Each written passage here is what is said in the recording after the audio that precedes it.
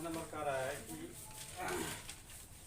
ये जो है 1200 रुपये अंकित मूल्य वाली एक वस्तु खरीदता है और उस पर 10% तथा 20% की कभी छूट है। अंकित मूल्य आपका इसमें क्लियर कर दिया है 5 में कि इसका फिक्स प्राइस जो है आपका 1200 है और इस पर डिस्काउंट रेट जो है आपका 2 है। एक 10% का है और दूसरा कितना का है 20% का है। तो सबसे पहले इस पर क्या करेंगे हम लोग, क्रय मूल्य इसका निकाल लेंगे, मतलब लागत मूल्य, ठीक ना। लागत मूल्य जब निकालिएगा तो 1200 पे 2 डिस्काउंट दीजिएगा तो 90/100 हो जाएगा। आइए 180/100 हो जाएगा। ये 0000 और ये 00 कैंसिल हो जाएगा। कितना हो गया देखो 864 रुपया। क्लियर। अब इस लागत पे कह रहा है क्या, तो अपने क्रय मूल्य का 10% परिवहन पे खर्च करता है। तो वो 864 का 10% किस पे खर्च कर रहा है, परिवहन पे खर्च कर रहा है। तो हम बोले थे कि जो भी एक्स्ट्रा खर्च होती है वो कॉस्ट प्राइस में जाके इंक्लूड हो जाता है, ठीक है। और वही मेरा रियल क्या होता है, कॉस्ट प्राइस होता है। क्लियर। तो आपका वास्तविक लागत जो हो जाएगी इसमें 10% इसका ऐड होना है। तो 10% ऐड होने का मतलब 110% 864 का निकाल लेंगे, वही हो जाएगा। तो 864 का क्या कीजिए 110% निकाल लीजिए बटे 100 कर लीजिए, 00 कैंसिल। अब 11 से इसको मल्टीप्लाई कर लीजिए, 11 चौक 44 का 4 मौके 4 66 4 कितना 70 7 950 70 7 11 88 7 88 7 8 और नीचे में 10 है इसलिए 950 को क्या हो जाएगा। अब कह रहा है क्या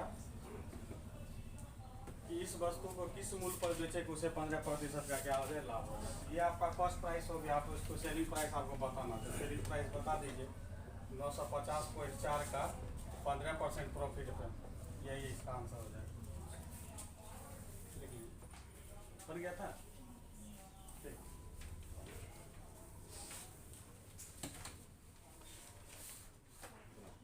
बन गया था।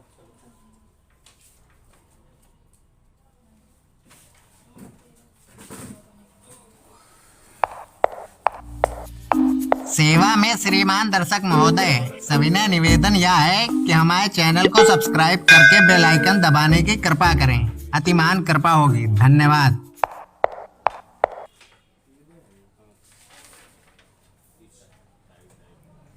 टाइप नंबर 1 में प्रॉब्लम है ना किसी को,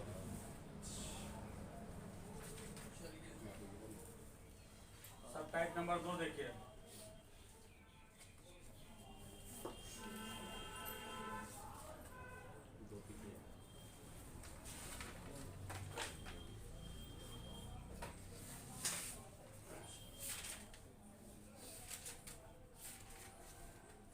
टाइप नंबर 2 का प्रॉब्लम नहीं है। टाइप नंबर 2 क्लियर है सबका। चलिए टाइप नंबर 3 बताइए। 7 नंबर टाइप नंबर 3 का 7 नंबर हम लोग देख सकते हैं।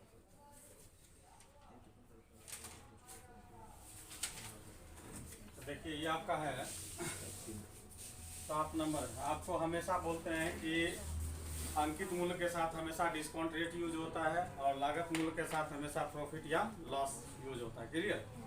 तो आपका इसमें कह रहा है कि एक दुकानदार अपने ग्राहकों को 10% का छूट देता है। तो 10% किसके साथ जाएगा, अंकित मूल्य के साथ। उसके बाद कह रहा है फिर भी उसे 20% का लाभ होता है। उस वस्तु का अंकित मूल्य कितना होगा जिसकी लागत मूल्य कितना 450 है। क्लियर हो गया कि एफपी पूछ रहा है। तो एफपी जो है फिक्स प्राइस इनटू डिस्काउंट कितना दे दिया है 10% का, तो 90 हो जाएगा बराबर 450 लागत है और इस पे प्रॉफिट वो कितना चाह रहा है 20% का 130। इससे एफपी निकल जाएगा 7 नंबर।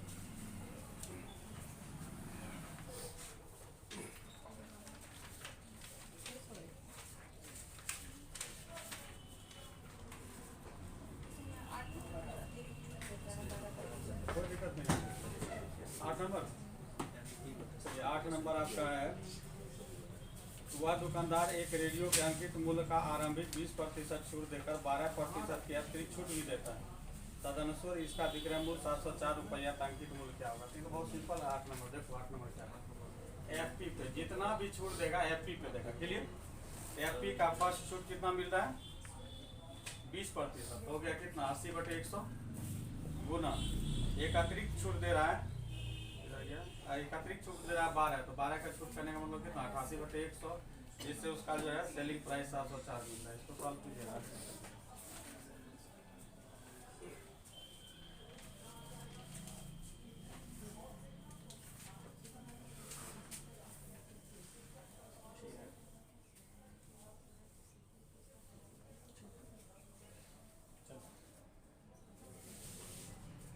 टाइप नंबर 3 क्लियर हो गया? 1 से लेकर 3 तक का हम लोग जो क्वेश्चन आंसरिंग करा दिए, जो प्रॉब्लम है वो बता रहे हैं। हाँ, पीछे आए तो जो अगर बता दीजिएगा। हाँ 5 नंबर बता दीजिए। हाँ 5 नंबर बता चुके हैं, अभी तुरंत जस्ट तो मिटाए हैं यार। लिख लेना कैसे। टाइप नंबर 4 में चलो।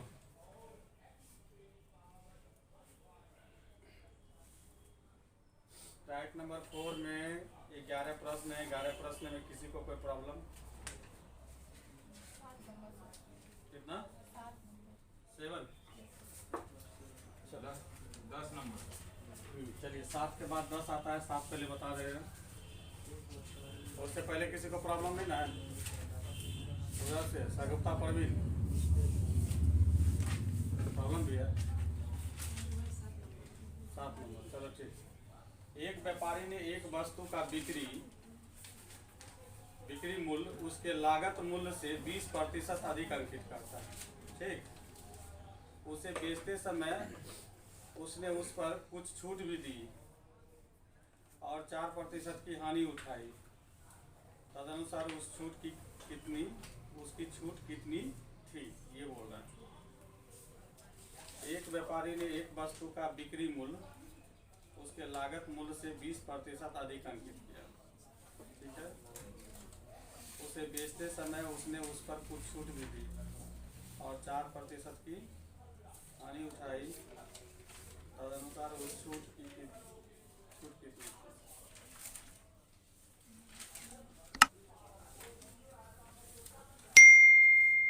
तो चलो लागत मूल्य से लागत मूल्य हम लोग क्लियर कर लेते हैं कि लागत मूल्य मेरा कितना है? 100 रुपया। और 100 रुपया को कितना में सेल कर दिया हुआ? कितना दिख रहा है? 20%। 120 में हुआ, सेल कर दिया। आप कह रहा है क्या 120 में सेल कर रहा, तब पर भी उसको जो है इस पे 4% का क्या हो रहा है? लॉस हो रहा है। 4% का क्या हो रहा है? लॉस हो रहा है। सर अंकित किया है ना, तो ऐसे कैसे हो जाएगा? एमपी हो जाएगा। अच्छा अंकित किया है। हाँ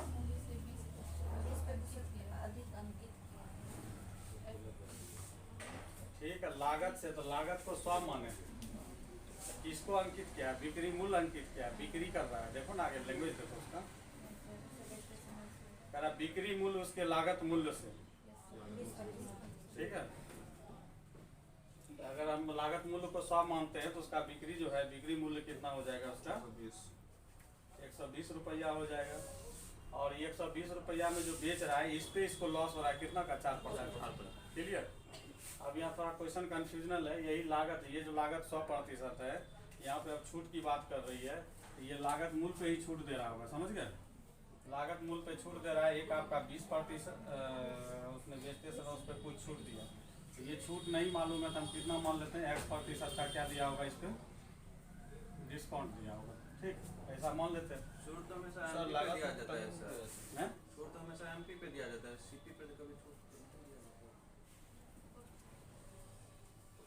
बात सही है। अब यहाँ भाषा इसका पकड़िए। भाषा आपको यहाँ पर अंकित मूल्य का कोई जिक्र नहीं किया, तो जो लागत है वही कंसीडर करना होगा। यहाँ तो सर छूट का जो बात किया तो एमपी तो होगा, तब नहीं छूट का बात किया। एकदम, तो कहने का मतलब दुकानदार जो 100 रुपया इन्वेस्ट किया उसी का लागत, और उसी को वो एमपी मान के चल रहा है। वो लागत मूल्य पे ही डिस्काउंट दिया हुआ है दुकानदार। मान लो कि हम कोई वस्तु 100 रुपया में खरीदे, क्लियर? 100 रुपया में खरीदने के बाद उसको हम 120 रुपया में बेच दिए, क्लियर है? फिर भी इस पे हमें क्या हुआ? 4% का लॉस हो गया। तो कह रहा कि वह कुछ छूट भी दिया, तो कुछ छूट दिया तो 100 पर छूट दिया होगा। वो छूट के लिए तो कोई रास्ता ही नहीं दिया है ये। बात सही है कि अंकित मूल्य पे दिया जाता है, मगर यहाँ दुकानदार के लिए बात हो रही है।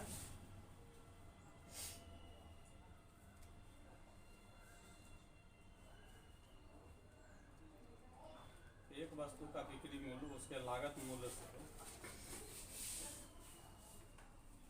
20% अधिक अंकित। अच्छा देख लेते हैं क्वेश्चन कहाँ से है, उसको देख लेना है। ठीक, अब देखिए यहाँ पे 100 के साथ निकालोगे तो हो जाएगा ये 100 माइनस एक्स, और ये 120 के साथ सेलिंग प्राइस है ना।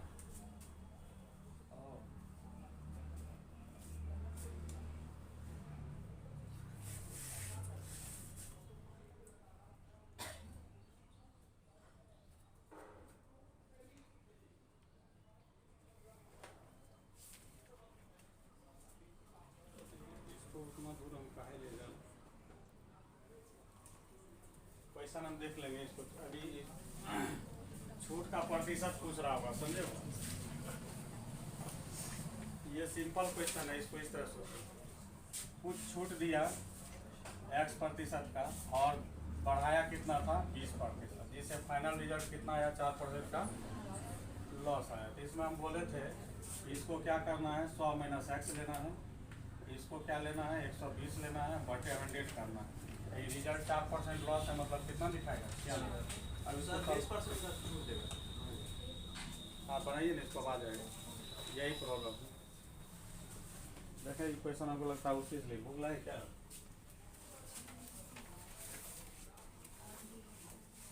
सर जैसे सीपी हो गया मेरा 100, आप MP निकालिए, हो गया इस पे आंसर आ 120, जाएगा। कितना निकलता है बताओ आपको। 20% आ गया इस पे, इसको भी बनाइए, इसको भी बनाइए।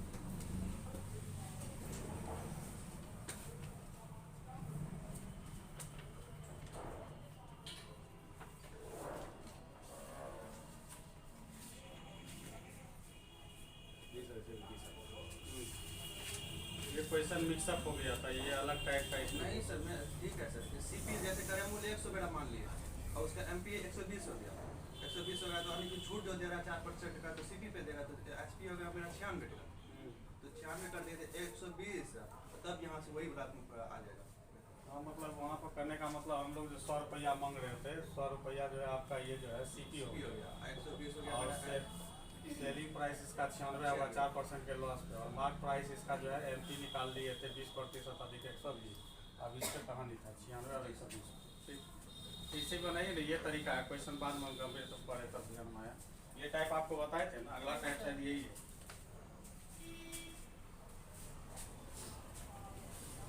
एकदम 100 माइनस एक्स बन गया ही है। Yes sir.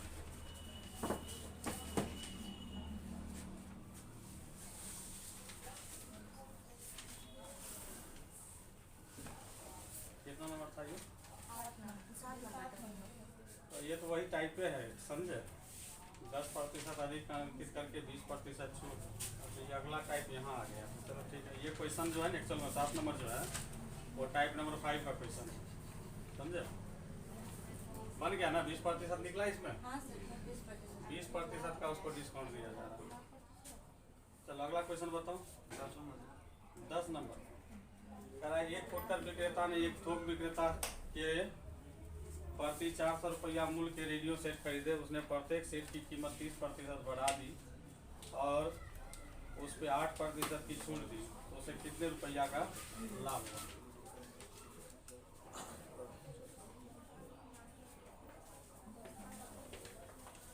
थोड़ा सा इसमें ये कंफ्यूजन है कि रुपया में पूछ रहा है कि प्रतिशत में पूछ रहा है, ये चीज़ नहीं दिए हैं। ठीक ना, ये क्वेश्चन तो इसमें देखिए कह रहा है प्रत्येक सेट की कीमत 30% बढ़ा दी गई। ठीक, तो मान लेते हैं कि अगर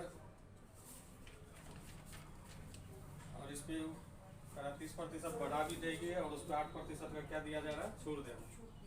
ये क्वेश्चन का पैटर्न वही है, समझ गया, जो टाइप का है कि 30% डिस्काउंट के बाद, डिस्काउंट नहीं है बढ़ाने के बाद +30 पर इसके डिस्काउंट कितना मिल रहा है उसे 8% का मिल रहा है। तो प्रॉफिट 30% बढ़ाओगे 130 8% डिस्काउंट दोगे तो कितना हो जाएगा 92, अब बटे कितना हो जाएगा 100, 0 0 खत्म ही हो जाएगा। 13 से इसको मल्टीप्लाई कर लो, 13 दूनी 26 का 6 बाकी बचा 2, अब 13 गुना 9 कितना होता है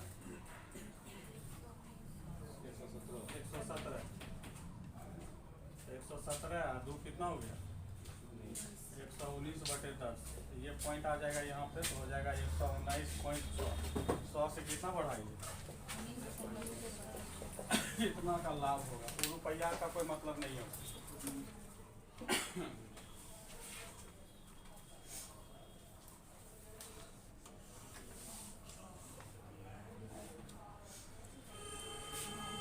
उसमें लिख दीजिएगा उसे कितना प्रतिशत का लाभ होगा, प्रतिशत छूट गया टाइपिंग में।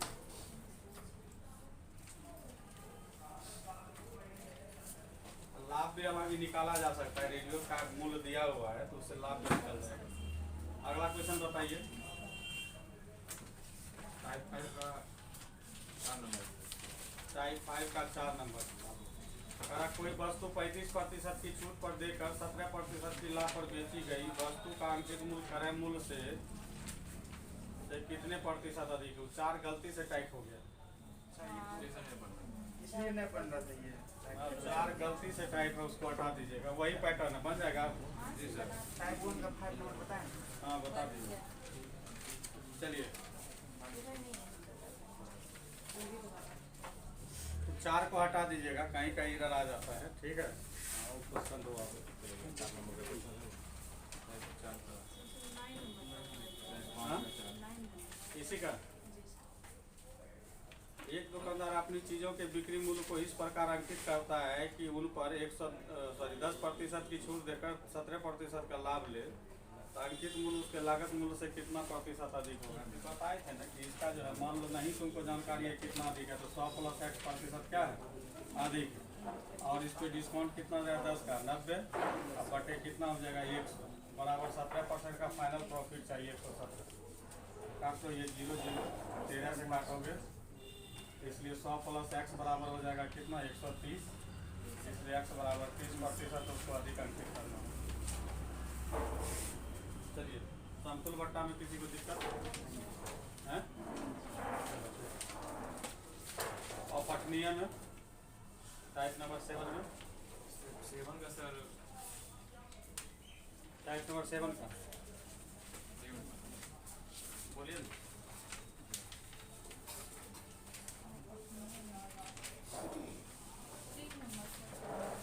टाइप नंबर 7 का 3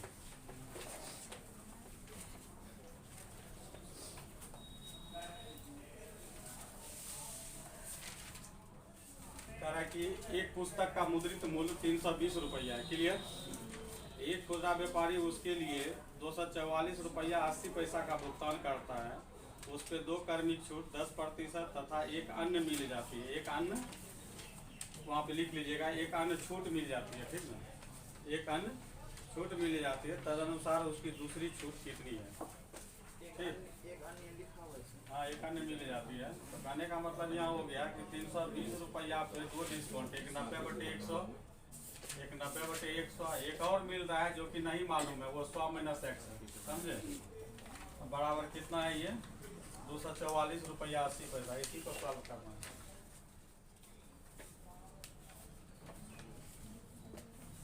पैसा इसको हटाइए तो उसके बाद हमको लगता है कि 9 का 3 का मल्टीप्लाई होगा, ये 4 का मल्टीप्लाई इधर 32 इंतजार कर रहा है। 1 0 2 0 3 0, 1 0 2 0 3 0 खत्म कर लोगे, 32 गुना 9 गुना 9, और ये सब पहुंच जाएगा यहाँ पे 100 - X बराबर। अच्छा 1 0 इसको हटाओगे तो ये भी 10 खत्म ही हो जाएगा, समझ गए। इसको हटाएंगे ये 10, ये 10 खत्म हो जाएगा, तो 2 4 4 8 गुना क्या हो जाएगा 100, और 4 का मल्टीप्लाई है, काटते जाओ, 4 से 4 छक 24, 4 1 4 4 दूनी 8, 4 8 32, 8 से करता है क्या वो 8 7 56 करोगे, डायरेक्ट 32 नंबर कट रहा है। 32 से कितना बार में 32 नंबर 85 बार में कट रहा है। 32 इसको 85 बार में काट दे रहा है। एक जीरो भी सर उसके साथ 24 480 24 480 नहीं, 24 4 पर डबल 0 आएगा। आप काटो इसको 32, एक जीरो डेसिमल के बाद जीरो का कोई वैल्यू नहीं होता, हटा दिए उसको।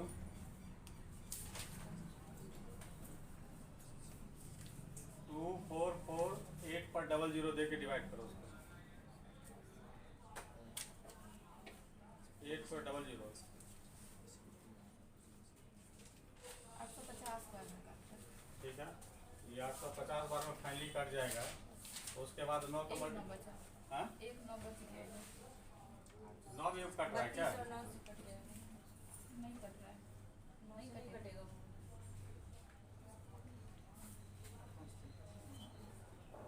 ये गलत कटा है तब इसका मतलब, जैसे काटे वैसे काटो। इसको सॉल्व करना, इसमें कुछ है नहीं। 32 गुना 9 गुना 9 100 माइनस बराबर इतना है। एक्स आपको फाइनली निकालना है। कैलकुलेशन बेसिक है, इसमें हम क्या कर सकते हैं? नहीं कट रहा है क्या सही से? आप हमको ये बताइए, ये 1 2 3 0 3 0 काट तो दिए, 9 से कट जाएगा सर। सर 9 से भी कट रहा है, 8 से 832 832। हाँ उसके बाद 306 हो जाएगा, ये हो जाएगा। हाँ वही। और उसके बाद 9 से कट जाएगा फिर। फाइनल आंसर बता दो, हम लिख ही देंगे। 15% आ रहा है। 15%? जी सर। चलो लिख लो 15% आएगा। कैसे आएगा तुम लोग सॉल्व कर लो। कि देखो ये 8 का मल्टीप्लाई था 32, इससे निपट रहा है। फिर 9 से कट जाएगा। 9 से भी फिर कट ही रहा है सर। चलिए अगला क्वेश्चन हम लोग देखते हैं। अगला बताओ।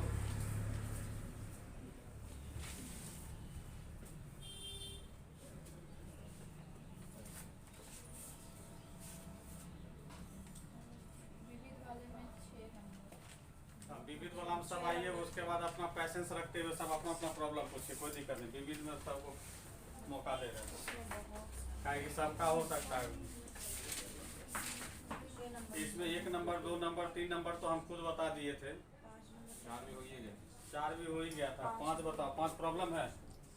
चलो 5 नंबर देख लेते हैं। कह रहा है कि 165 रुपया को 132 में बेचा गया तो प्रतिशत की छूट कितना है? तो 165 को 32 में बेचा गया है, तो कितना रुपया का डिस्काउंट मिला है? 33 रुपया का डिस्काउंट मिला है। इसलिए प्रतिशत डिस्काउंट जो हो जाएगा 33 बटे हो जाएगा, हमेशा फिक्स प्राइस पे निकलता है। 165 गुना कितना? 100। चलो ठीक, 20% निकला था, 0 भी निकले। आगे बोलो। Sir 11 number. देखो विविध में 11 नंबर पे पहुंच गए। उससे पहले किसी को अगर है तो बोलो। कितना? 6 नंबर। देखते रहिए, जिनका बन गया वो भी सीखिए, कोई दिक्कत नहीं है। अभ्यास करना ही है बार बार।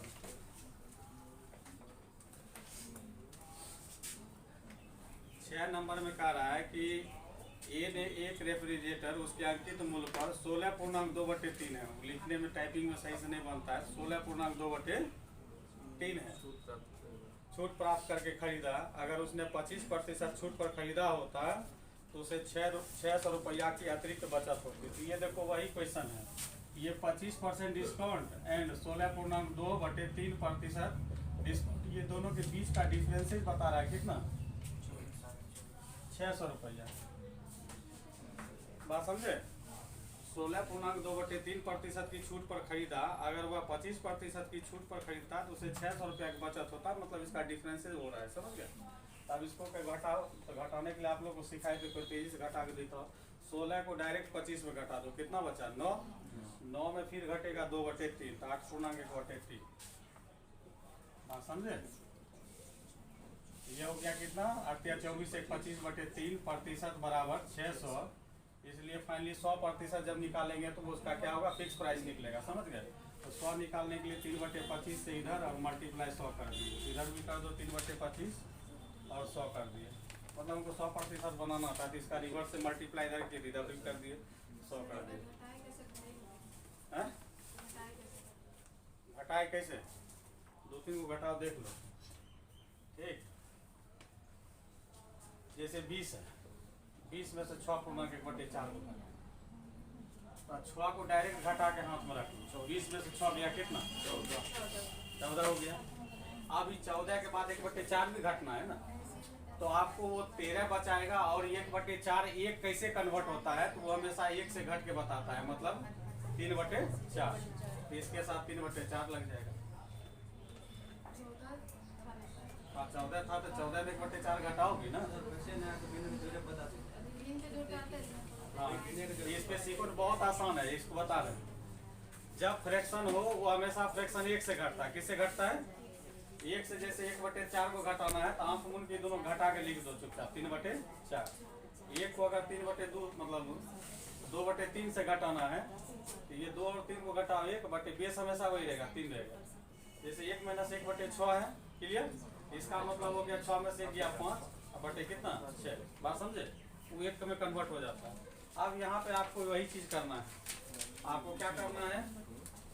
20 में से 6 पूर्णांक 1/4 घटाना है। तो 20 में से 6 घटाओगे 14 जो बचा है, 1/4 को छोड़ के 1/4 इसमें घटेगा ना, तो उसके लिए इसे 1 उसको चाहिए। 1 चाहिए तो 13 बच गया, और उधर 1 पुराने के लिए 3/4 बच गया। समझ गया? चलो तो यहाँ पर सॉल्व करो। ये 100% कन्वर्ट हो गया। ये हो जाएगा 2500 का 100, तो 4 × 12 6 कितना 72। यही आपका हो गया फिक्स प्राइस हो गया। क्या हो गया? ये फिक्स प्राइस। अब आपको देखिए क्वेश्चन इसमें क्या पूछ रहा है कि कितने दाम पर खरीदा गया था। तो ये क्वेश्चन का थोड़ा यूनिक पॉइंट है, कितने दाम पे खरीदा गया था। तो इसका मतलब पहला डिस्काउंट पे आपको बताना है। देखो कर है ना कि श्रीमान ए जो है एक रेफ्रिजरेटर उसके अंकित मूल्य के 16.2/3% की छूट पर खरीदा। आपको लास्ट में वही पूछ रहा है कितना में खरीदा। तो कहने का मतलब खरीदा जो है वह कितना पे, तो 7200 का जो है तुम 16.2/3 के डिस्काउंट पे खरीद लो। 100 में से 16.2/3 घटाओगे। देखो आ गया फिर तुम्हारा क्वेश्चन। आओ घटाओ इधर। 100 में से 16.2/3 को घटाना, क्लियर? तो 16 डायरेक्ट 100 में घट जाएगा। कितना बचा बताओ जरा। सर ऐसे नहीं कर सकते हैं, जैसे कि ये मतलब 6 होगा, उसका फ्रैक्शन होगा 15 वो भी होगा 84 तो हो गया, मगर ये 2/3 नहीं घटा है। इसका मतलब ये 83 बनेगा और इसका डिफरेंसेज 1/3 इसमें लगेगा। समझ गए? तो इसका सर 2 भी रहेगा तभी 1 ही घटेगा सर। हाँ जैसे वहाँ ऊपर 2 है हाँ, तो भी कुछ भी रहेगा तो आप 1 ही हमेशा निकाल रहे, 1 से ही भिन्न घटेगा। समझ गए? चलिए लिख लीजिए इसको, यही बनेगा आंसर। 7200 का 83.1/3% निकाल दोगे, वही आंसर हो जाएगा।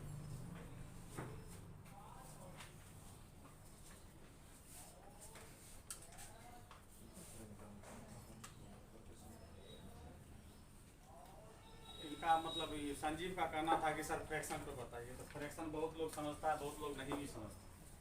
समझ गए? इसलिए फ्रैक्शन का बहुत कम यूज कर रहे हैं। फ्रैक्शन देखो डिस्काउंट का मतलब फिर एक बार तब बता बोल रहे हैं तो बता देते हैं। कितना डिस्काउंट था? 16.2/3 ना। इसको जब फ्रैक्शन में करोगे 16 × 48 कितना हो जाएगा 50। तो इसको जब करोगे 50 दूनी 100 काटेगा तो 1/6 हो गया। मतलब 6 रुपया पे कितना तक डिस्काउंट मिल रहा है? 1 रुपया।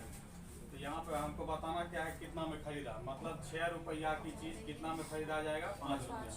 इसलिए 1 रुपया की चीज़ 5/6, इसलिए 7200 का कितना में। तो यहाँ निकालोगे 7200, 5/6 गुना 7200 काट दोगे, 6 से काट दोगे 12 तो 12 × 5 = 60, 6000 में खरीदा।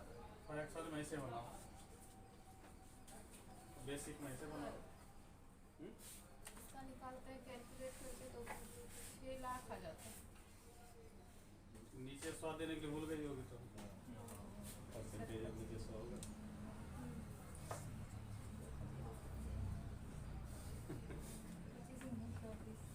6 लाख बढ़ने का मतलब है कि 6000 है, उस पर 2 जीरो आपका बढ़ रहा है, तो नीचे से 100 आपका गायब है, इसका मतलब।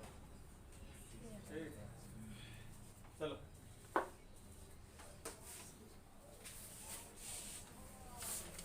आगे बोलिए आप। इनको फ्रैक्शन पे बनाना ये भी लिख सकते हैं, यहाँ से या यहाँ से फ्रैक्शन ये आ जाएगा।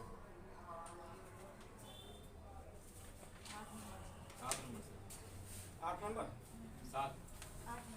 7 नंबर भी है, 8 नंबर भी, दोनों आ रहा है। कोई दिक्कत नहीं, विविध में सबको पूछने का आज़ादी है। ठीक, जब पूछ सकते हैं, उनको क्या। ये चूंकि आप ही का क्लास है, ये इसमें कभी हम जो मेरे मुंह पर देखेगा सीकन भी नहीं, गुस्सा सर कर रहे हैं। ठीक, कभी नहीं। हाँ, ये क्लास में एकदम हम खोल रहते हैं, जो पूछना है तुम ABCD भी पूछोगे तो हम बताएंगे। ठीक, मिटा दें।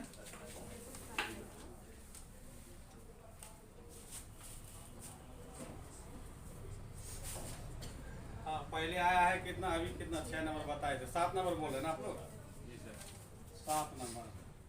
तो 7 नंबर में क्या था, खाली भाषा जो है घुमा दिया है। करा एक दुकानदार सभी ग्राहक को, मतलब जितने भी आप लोग हैं सब कस्टमर हो गए, उसको जनरली 5% डिस्काउंट देता है। क्लियर? कितना देता है? 5% डिस्काउंट। मगर कोई मेंबर होता है तो उसको 15% का अतिरिक्त छूट मिलता है। क्लियर? मतलब 5% भी मिलेगा। एक सदस्य जो है ग्राहक भी होगा, एक मेंबर भी होगा, 5% ग्राहक के लिए बन जाएगा, मेंबर के लिए 15% मिल जाएगा। ठीक। अब करार जी दुकानदार ने भूल से किसी सदस्य से उस वस्तु के लिए 40,000 ले लिए जिसकी मूल कीमत कितनी थी, 50,000। तो बताइए कि सदस्य को कितना लाभ हुआ। तो देखो यहाँ पर करना कुछ नहीं है कि सदस्य को देना कितना था वो देख लो, सदस्य का लागत कितना होना चाहिए वो चेक कर लेते हैं। तो 50,000 दाम था और सदस्य जो है कस्टमर होने के नाते उसे 5% का डिस्काउंट चाहिए, तो 95/100, और मेंबर होने के नाते उसको 15% चाहिए, तो 85/100। ये 0000 2 2 4 0 खत्म ही हो गया। तो 5 गुना 95 गुना 85, बस गुना करके बता दो, बन गया ऐसा। 40,000 हो गया। 40,000 बता रहे हैं क्या है, पहले इसको गुना करके बता। 40,375 एग्जैक्ट आया है ना। चलो ठीक है, मतलब सदस्य को एक्चुअल में इतना देना था, मगर दुकानदार गलती से उससे कितना ले लिया था, 40,000 ही ले लिया। अब क्या पूछ रहा बता दो इसको, तो सदस्य को कितना लाभ हुआ। तो लाभ यहाँ पे निकाल देना, लाभ बराबर हो जाएगा, दुकानदार को देना था 40,375 रुपया, मगर दुकानदार उससे लिया 40,000, तो लाभ हो गया कितना का, 375 रुपया का। मेंबर को क्या हुआ, लाभ हो गया। यही तो पूछ रहा था। हाँ?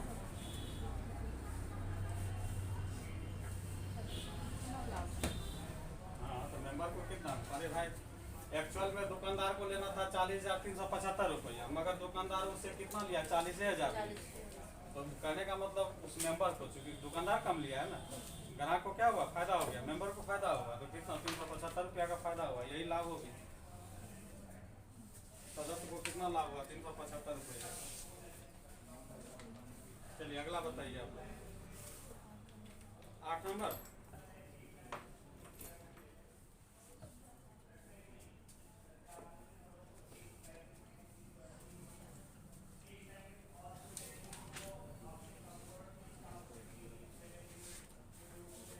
देखो क्या कर रहा है।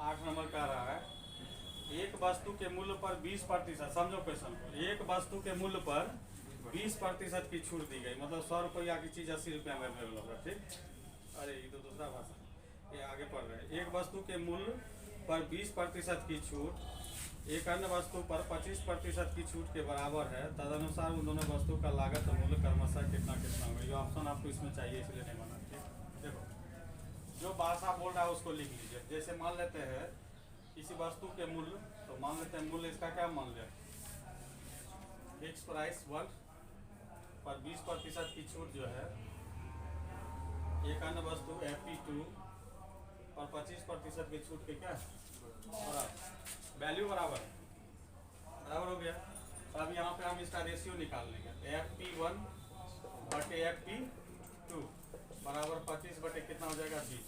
तो ये काटोगे 5 बटे क्या होगा 4। तो यहाँ पे देखो क्वेश्चन में चलने के लिए आपको कुछ भी नहीं दिया है, बस यही रेशियो दिया है। रेशियो के आधार पे कुछ ऐसा ऑप्शन बनाया होगा जो 5 और 4 का मल्टीप्लाई होगा, समझे। जैसे इसमें पहला ऑप्शन हमारा जो दिमाग आता है, जैसे कि मान लेते हैं एक संख्या में जितना से मल्टीप्लाई करोगे दूसरा संख्या में वही इफेक्ट होगा। मतलब एक वस्तु का दाम 5 रुपया भी हो सकता है, दूसरा का कितना हो सकता है। अगर इसको गलती से अगर मान लेते हैं 100 में कन्वर्ट करते हैं तो दूसरा अगर इसका रेट 500 होगा तो इसका कितना होगा 4।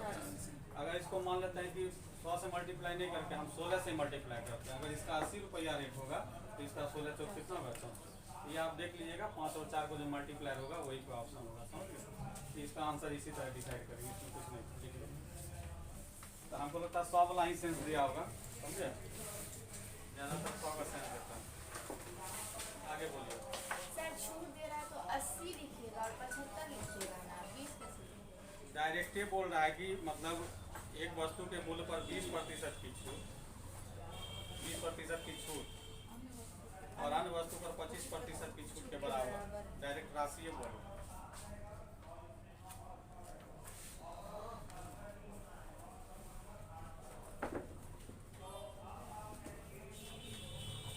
दोनों का छूट बराबर है 20% और 25%। अब यहाँ समझो थोड़ा भाव को कंफ्यूजन हो गया। पहला वस्तु का जैसे हम लोग क्लियर किए कितना 500 रुपये। देखो यहाँ पहला वस्तु का कितना किए थे 500 रुपया और दूसरा वस्तु का कितना डिसाइड किए थे 400। देखिए अब कह रहा है इसका पहला वाला क्या कर रहा है 25%। तो चलो इसका 20% निकालो। 500 का 20% निकालोगे कितना हो जाएगा 100 हो गया। अब 400 का कितना बोल रहा है 25%। 100 हो गया। दोनों आपस में बराबर हैं। अगर आपकी भाषा में चलते सपोज है आपकी भाषा में चलेंगे तो कहने का मतलब FP1 का क्या करना होगा हमको इधर 80% करना होगा और FP2 का जो हमको क्या करना होगा 75%। समझ ये सेलिंग प्राइस बराबर हो रहा है छूट बराबर नहीं हो रहा है। क्या बन जा रहा है ये सेलिंग प्राइस प्राइस हो गया छूट बराबर नहीं हो रहा है। जब समझ गए? छूट देख 80% के तो SP बन गया। चलिए आगे बोलिए। बोलते रहिए घबराना नहीं है। 11 नंबर सर 11 नंबर। चलो 11 नंबर सबका कॉमन लग रहा है। और किसी का 11 नंबर सर इसका आंसर क्या होगा सर? अच्छा हमको ये पहले बताइए जब हम पूरा क्लियर बोल रहे हैं कि सबका प्रॉब्लम अपना अपना हो सकता है बेहिचक आप लोग पूछिए। 10 नंबर बन गया आप लोग का 10 नंबर। चलो 10 नंबर देखें। 10 से पहले किसी को प्रॉब्लम नहीं ना है। चलो 10 नंबर देख रहे हैं। कह रहा एक दुकानदार कोई वस्तु 450 रुपया में खरीदता है और वह उस पर क्रय मूल्य से 20% अधिक अंकित करता है और उसके द्वारा दी गई प्रतिशत छूट ज्ञात कीजिए यदि वस्तु को 496 रुपया 80 पैसा में बेचा गया। तो देखो वस्तु खरीदा कितना पे 450 रुपया में। FP इसका निकालोगे 450 अंकित कितना कर रहा है 20% बढ़ा के मतलब 120 बटे कितना 100 0000 कैंसिल हो जाएगा 12 25 60 6 और 12 चौका 48 6 कितना 54 540 रुपया इसका क्या हो गया फिक्स प्राइस हो गया। अब इस पे कोई डिस्काउंट दे के उसको क्या कर रहा होगा बेच रहा होगा। समझ गए?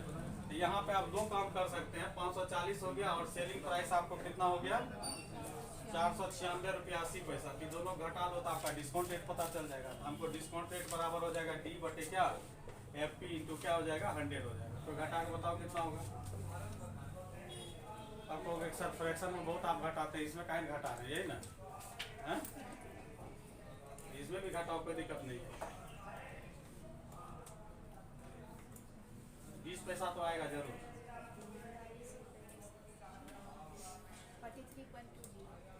43.20 2 हो गया बटे इसका फिक्स प्राइस कितना है 540 गुना 100 यही आंसर हो जाएगा। चलिए अगला क्वेश्चन बताइए। हाथ चला के लिखते रहो।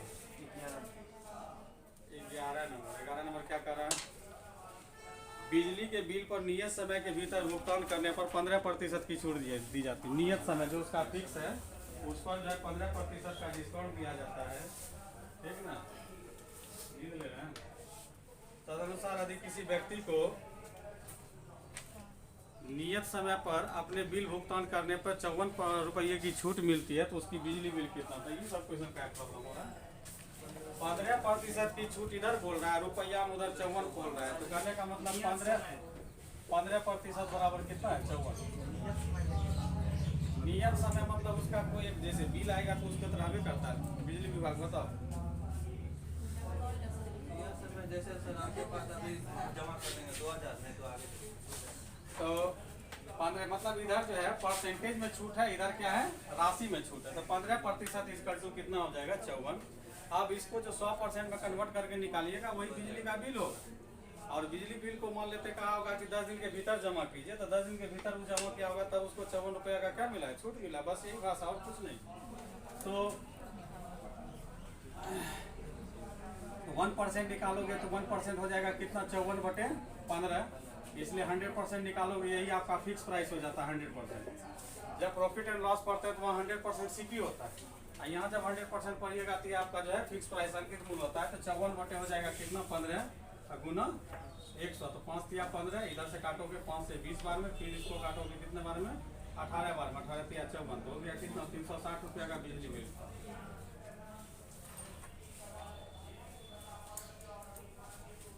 समझ गए?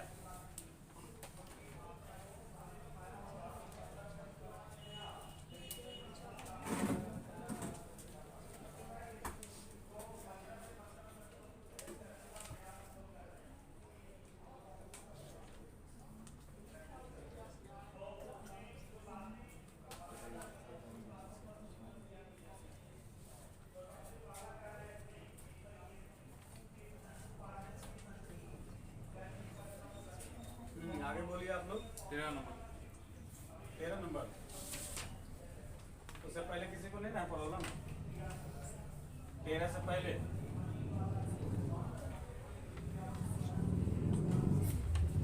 चलो 13 नंबर चल रहा है। कहा एक खिलौना गाड़ी 400 रुपया मूल्य अंकित, मतलब एक खिलौना गाड़ी का अंकित मूल्य जो है 400 है। गणेश पूजा के दौरान उसे 8% की छूट पर बेचा गया, और एक दुकानदार 8% छूट की घोषणा करता है। एक दुकानदार 8% छूट की घोषणा करता है। यदि वह 16% की अकेली छूट की घोषणा करे तो उसे होने वाली हानि क्या होगी? देखो भाषा उतना क्वेश्चन का बना हुआ नहीं है, मगर भाषा समझ लो। देखो इसमें कह रहा है क्या कि 400 रुपया अंकित मूल्य है, उस पर एक डिस्काउंट 8% दे रहा है, और एक यहाँ पे लिखना चाहिए एक अन्य छूट 8% और दी जाती है। समझ गए?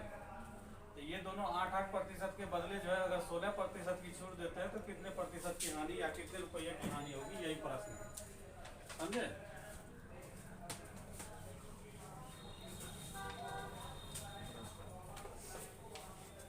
इसमें कुछ करना नहीं है। वहाँ पर है कितना क्वेश्चन और क्या था? 13 नंबर। 13 नंबर। 400 रुपया को एक बार जो 8% की डिस्काउंट पर 92/100 गुना 92/100, और इसी चीज़ को जो अगर मान लो एक सिंगल डिस्काउंट पर बेचेंगे 16 पर, तो 16 घटाओगे कितना होगा, 84/100। और देख लो कि कौन फायदेमंद है, घटा के बता देना वही हानि है। लिख लीजिए इसको। मतलब 8% की डिस्काउंट पे बेचने में अगर मतलब जो राशि आ रहा था, अगर वो 16% की डिस्काउंट अगर देते हैं तो उसमें कितनी हानि होती है, वो हानि बताना। दोनों का डिफरेंस है, हानि होगा। ये मान लो कि 180 रुपया में बेचेगा, ये मान लो कहने का मतलब ये 170 रुपया में हो जाएगा, तो उसको घटा देना। 338.56। हाँ जो भी है घटा देना, इसमें कुछ करना नहीं है। चलो आगे बढ़ो। क्वेश्चन का लंबाई चौड़ाई पर प्रॉब्लम बन चलिए।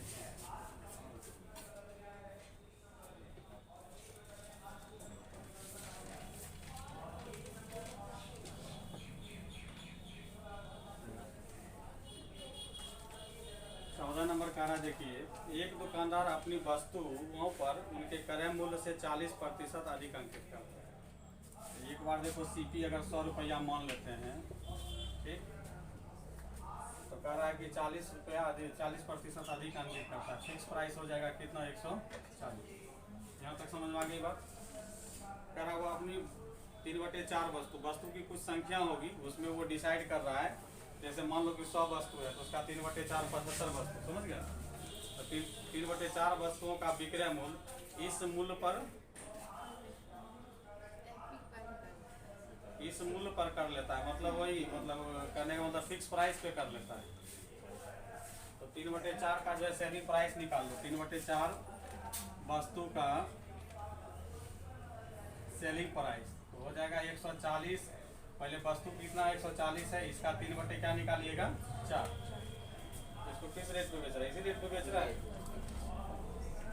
इसी रेट पे बेच रहा है। तो ये हो जाएगा 4 से काट लो इसको, 4 या 12, 4 5 20, 35 या कितना हो गया 105। मतलब 3/4 वस्तु को जो है 105 रुपया में बेच लिया। अब शेष कितना बच गया, 1/4। 1/4 को क्या कर रहा है, 105 रुपये में 105 वस्तु। हम मान लेते एक वस्तु का दाम 1 रुपया होगा सपोज है, तो रुपया भी वही होगा, वस्तु की संख्या भी वही होगा। समझ गए? ये सब कंफ्यूजन नहीं रखना। यहाँ पे हम जब बोल रहे हैं कि 100 रुपया माने हैं, जो भी वस्तु होगी उसका कॉस्ट प्राइस 100 रुपया माने है, तो उसका फिक्स प्राइस कितना हो गया 140 रुपया। तब रुपया हम बात कर रहे हैं, समझ गए ना। अब अगला क्वेश्चन मतलब टर्म बोल रहा है इसका कि शेष वस्तु को 40% की छूट पर बेचता है। तो देखो 1/4 वस्तु बचा है, तो पहले 1/4 वस्तु का आप क्या करिए, सेलिंग प्राइस डिसाइड करते हैं। तो 140 का कितना हो जाएगा 1/4। ये रेट उसका एक्चुअल में था, ये रेट एक्चुअल में था, मगर इस रेट पे नहीं बेच के उसको 40% के किस पे बेचा है, डिस्काउंट पे बेचा है। तो इसका जब 40% डिस्काउंट निकालोगे तो कितना निकल जाएगा 60%, मतलब 60 बटे कितना 100। 1020 1020 खत्म हो जाएगा। यहाँ 14 हो गया, यहाँ 6 हो गया, यहाँ क्या हो गया 4 हो गया। अब काटो इसको 3 बार में, ये 2 हो जाएगा, इसको 7 बार में, तो कुल मिला के कितना रुपया में बेचा वो 21 रुपया। क्या बार वस्तु बिका है बोलो, 2 बार। एक बार मिला है 105 रुपया में, एक बार बिका है कितना में 21 रुपया में। टोटल सेलिंग प्राइस कितना हो गया 126 रुपया। और आपसे क्या पूछ रहा है आप जवाब दे दीजिए।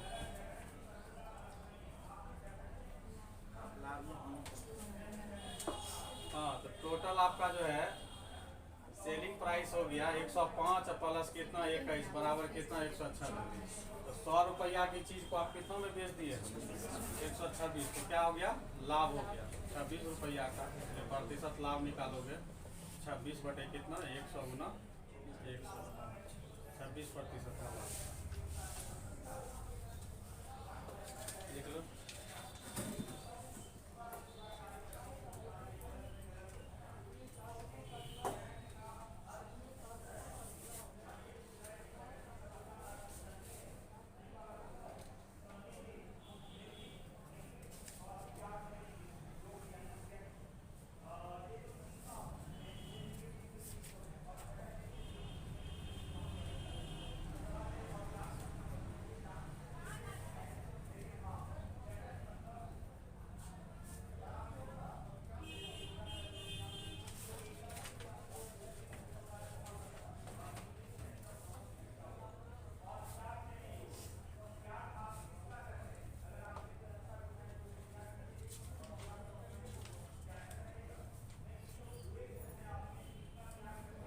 चला के आगे बोलिए।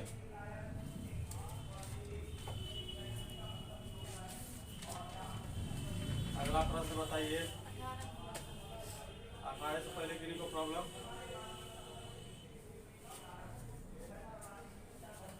18 से पहले किन्हीं को प्रॉब्लम,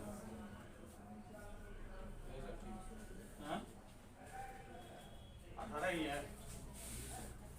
चलो 18 नंबर देखते हैं। बेची गई हर 19 पतंगों के समूह के लिए एक विक्रेता एक पतंग क्या देता है निःशुल्क देता है। मतलब उस 19 पतंग बेचने पर एक पतंग क्या दे दिया फ्री। तो टोटल वस्तु कितना बेचा हुआ 20। 10% की छूट देने के लिए 27 पतंगों की बिक्री में वह कितने अतिरिक्त पतंग दे निकटता पूर्णांक तक।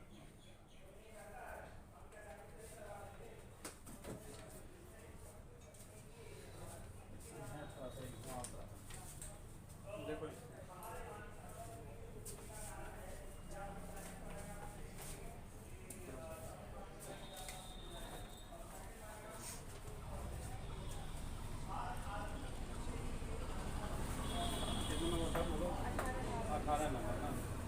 बेची गई हर 19 पतंग की समूह के लिए एक विक्रेता एक पतंग निःशुल्क देता है। 10% की छूट देने के लिए 27 पतंग की बिक्री में वह कितने अतिरिक्त पतंग देंगे।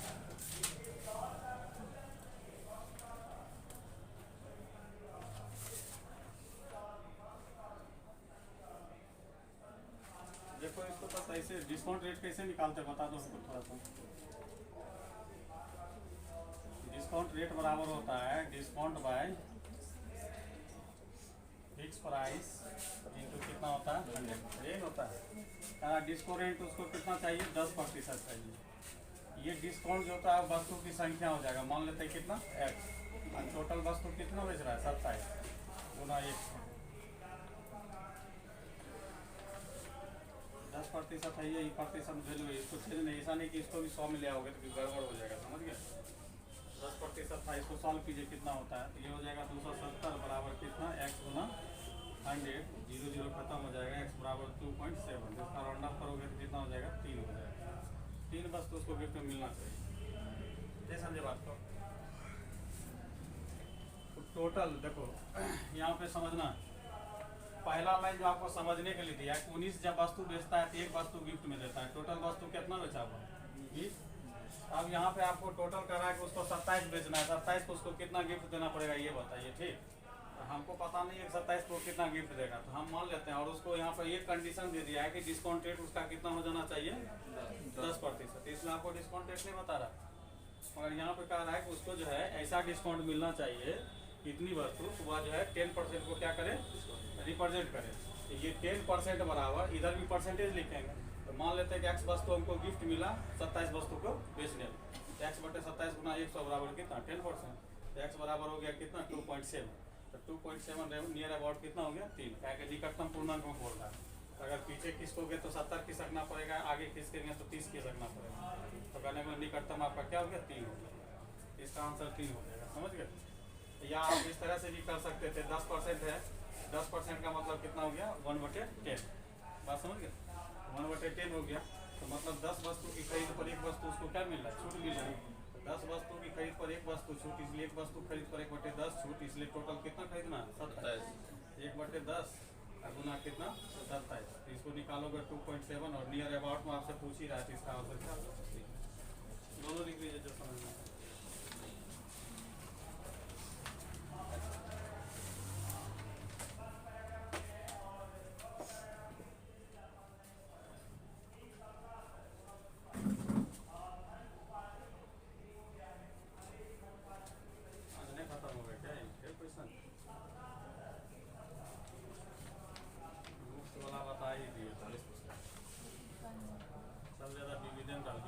डाल दिए थे तुम लोग बनाओगे, बाकी तो सीधा सा पट्टा है, सब बन ही जाए। इसमें बैठ के दिमाग लगाना है।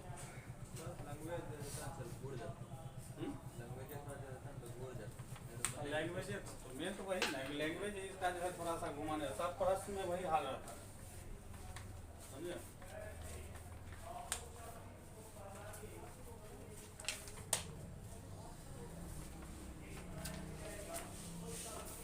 आप लोग में एक चीज़ है, देखते हैं कि मतलब जैसे हम लोग अनुभव प्राप्त करने में ज़्यादा विश्वास रखते हैं।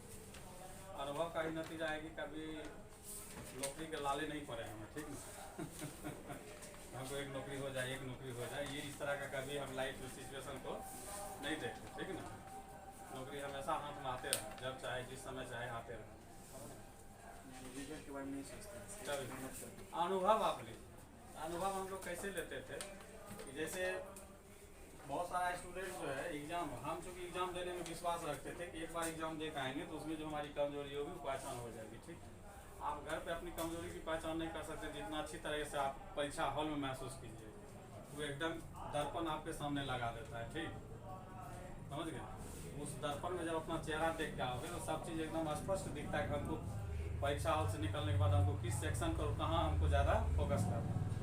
तो हम लोग जब SSC का एग्ज़ाम देते थे, ये SSC जो है मोटा मोटी मतलब 3-4 एग्जाम ऐसा था कि जो हमेशा हेल्प करती थी। जैसे एक SSC जो है आपका क्या कहते हैं LDC का करता था, जो CHSL, इसमें हमको जाना नहीं था क्योंकि मेरा टाइप लाइफ में हम कभी करवे नहीं था, ठीक, कभी मेरा टाइपिंग नहीं था, जाना नहीं था।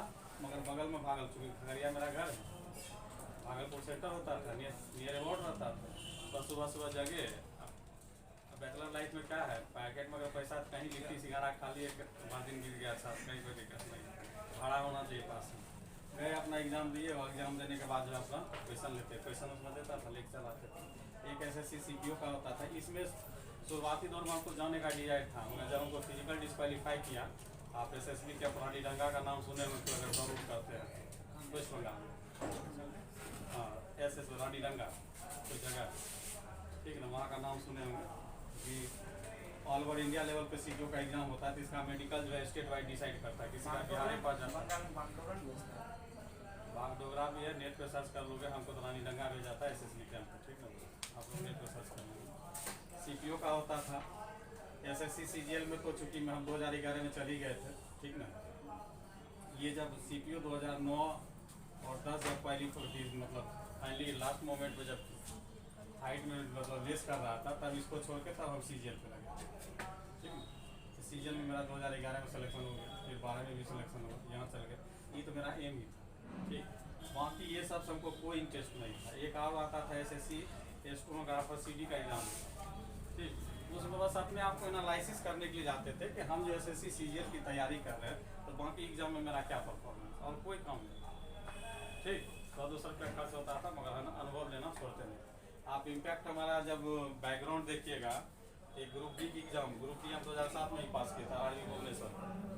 ठीक है, उसका ज्वाइनिंग लेटर भी आपका बिहार पुलिस का जो है 2010 में बैकलॉग का एग्जाम आया था, बिहार पुलिस भी हम पास किया।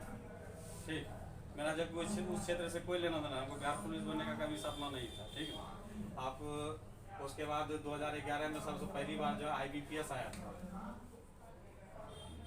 आया फॉर्म भर दीजिए, बैंकिंग का था। कभी हम बैंकिंग की तैयारी नहीं, उसका भी स्कोर कार्ड आ जाएगा, देख लीजिएगा स्कोर कार्ड। ठीक है, IBPS भी तो मतलब खाली अपने आप को जो है एनालिसिस करने में सब एग्जाम देते रहते थे, मगर जहाँ पे हमको फोकस था कि जहाँ जाना है उस चीज़ को टारगेट किया रहते थे। ठीक, तो इससे हमको फ़ायदा क्या होता था, एक तो एनर्जी लेवल हमेशा बरकरार रहता, लगता था चाहे एग्जाम जो भी हो, मगर लगता था कि पास करना जरूरी है। ठीक है, उससे हमेशा अपडेट रहते थे, मैथ बनाना है, रीजनिंग बनाना है, करेंट पढ़ना, ये सब चीज़ मेरा क्या रहता था, अपडेट रहता था। जिस एग्जाम को हम टारगेट करते थे आसानी से मेरा टारगेट हो जाता, समझिए। अभी के दौर में एक नौकरी पाना बहुत मुश्किल है, जबकि हम लोग 3-3 नौकरी 4-4 नौकरी छोड़ के हम यहाँ खड़े हैं। समझ गए, एक नौकरी के लिए लोग लाले पड़ रहा है कि किसी तरह एक नौकरी हमको हो जाए, कुछ भी हो, समझ गए।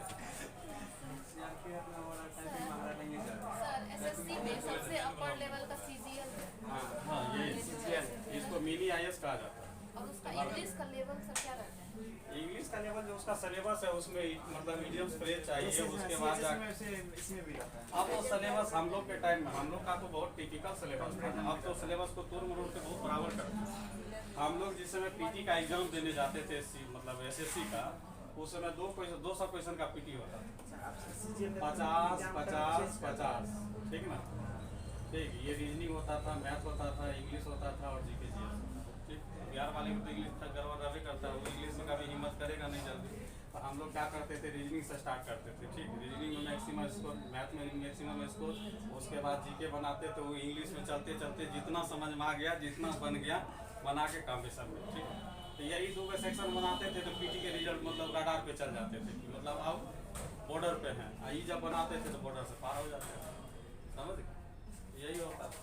और उसमें मेन हम लोग का जो होता था, आपका मैथ और इंग्लिश होता था। मैथ होता था 200 का और इंग्लिश भी 200 का होता था, समझ गए, ये होता। तो एक एग्जाम में 100 मैथ को रगड़ के बनाना, समझ गए, मायने रखा। और 2012 में जो है, 2011 में SSC अपना सिलेबस चेंज किया, समझे।